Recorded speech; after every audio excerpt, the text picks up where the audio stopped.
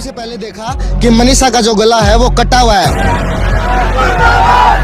राजनीतिक पार्टियों का इतना प्रेशर है। 7:30 बजे से लेके और 3:30 बजे तक मैं वहां मौजूद था और उस मेरी मौजूदगी में ऐसा कोई भी सुसाइड नोट वहां पे नहीं मिला। हमारे साथ कुछ लोग हैं जो रोहतक से आए हैं और सिर्फ रोहतक से यहाँ पर लोग इकट्ठा नहीं हुए हैं, तमाम आसपास के ज़िलों से, आसपास के गांवों से लोग लगातार यहाँ पर भीड़ बढ़ती जा रही है मनीषा के गांव में। क्या नाम है आपका? मेरा नाम जयदेव डागर है। कहाँ से आए हैं आप जी? मैं रोहतक से हूँ और मैं जिला पार्षद हूँ हाल में।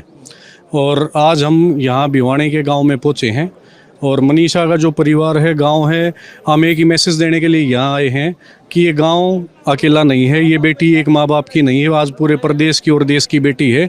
और जिस प्रकार की नृशंस हत्या इस बेटी की हुई है, तो इसके साथ पूरा हरियाणा प्रदेश और पूरा भारत देश खड़ा है।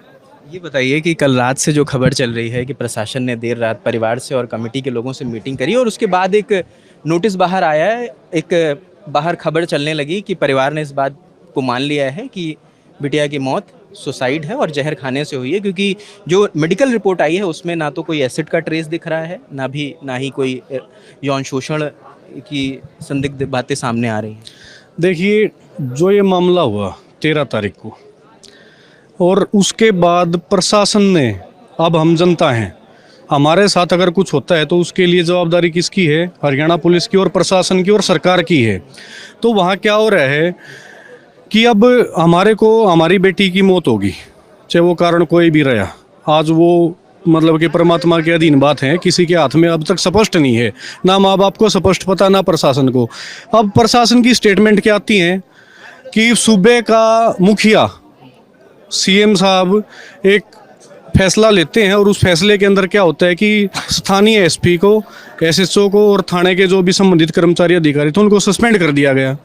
एसपी का ट्रांसफर है, बाकी लोगों यहाँ से वहाँ से ट्रांसफर कर दिया गया। और दूसरी बात, बड़ी देखने वाली बात ये है, सुसाइड के केस नॉर्मल अगर जो सुसाइड होती हैं और एसपी के पास अगर सुसाइड नोट पहले से था तो वो उन्होंने ज़रूर से ज़रूर मतलब कि होम मिनिस्ट्री को और सीएम को भी उन्होंने जवाब तलब किया होगा कि ये मतलब कि हमारे पास उनका जो सबूत है वो ये है।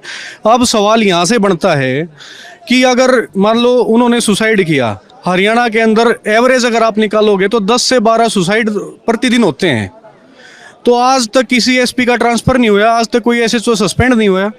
तो इसके अंदर जो है शुरुआत से ये मामला संदिग्ध है। जो सरकार की और प्रशासन की जो कार्यशैली है वो संदिग्ध है अपने आप में, और उनकी जो प्रतिक्रियाएं हैं उन्होंने इसको और ज़्यादा गंभीर संदिग्ध रूप में डाल दिया है। ये कहने का मतलब है अगर नोट था तो पहले ही सामने आ जाना चाहिए था। ये जनता ये पागल थोड़ी, इतनी दूर यहाँ इतनी दूर दूर से इकट्ठे हो रखे हैं।